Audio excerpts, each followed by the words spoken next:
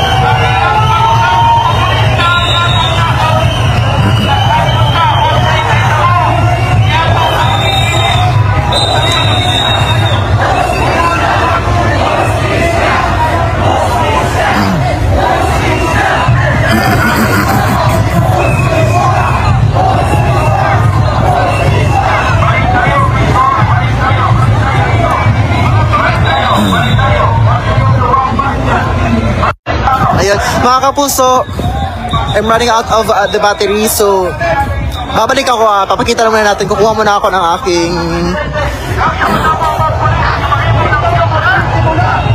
power bank. Hanapin ko muna na saan yung nakapark yung sasakyan. Ito makikita nyo sa highway mga kapuso, mula doon sa distansya nung mga miyembro ng KOJC. Ito, naka-standby itong mga pulis.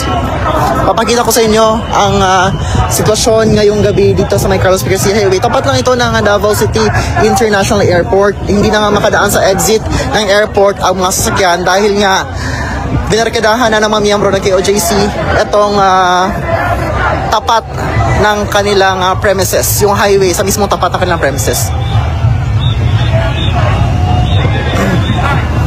Ito, hahanapin ko muna yung sasakyan namin kasi kukuha ako ng power bank. Babalik ako doon sa, ayun. Ito, nagsilabasan na yung mga tao malapit na residential area. Kasi nga, nagkakagulo na doon sa mismong highway ng KOJC.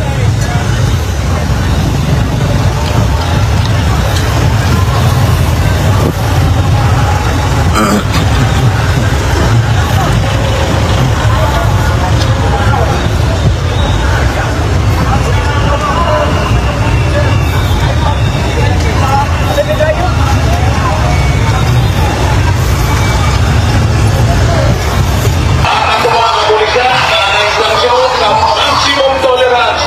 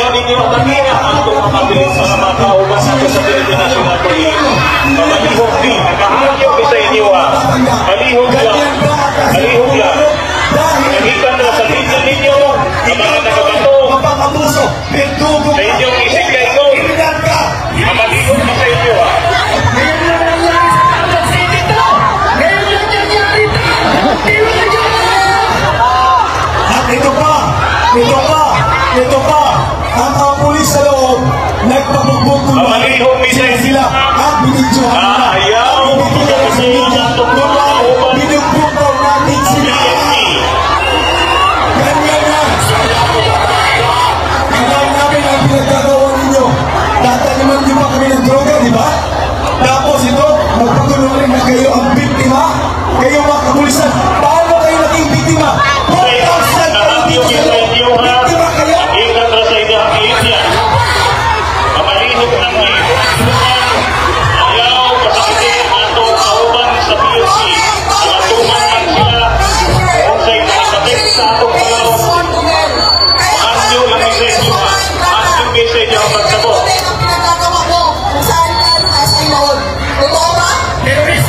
Nahangyo sa inyo ha, awalay magpasakit sa ato mga kauban sa Philippine National Police o reminder sa ato ang mga kauban sa Philippine National Police, observe maximum tolerance. Observe maximum tolerance.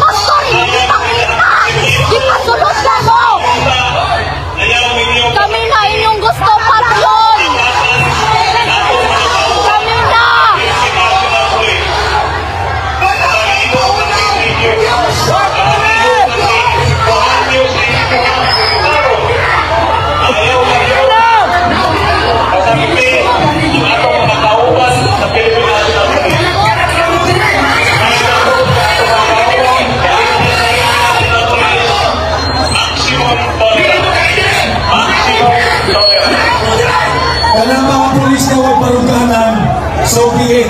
Kaya nag-doon na yung mga pulis na mag-doon. Ano ang pinayawon na? Siya pa lang pasakitan. Payasan ninyo mga pulis. Hindi ang magkaroon ng video.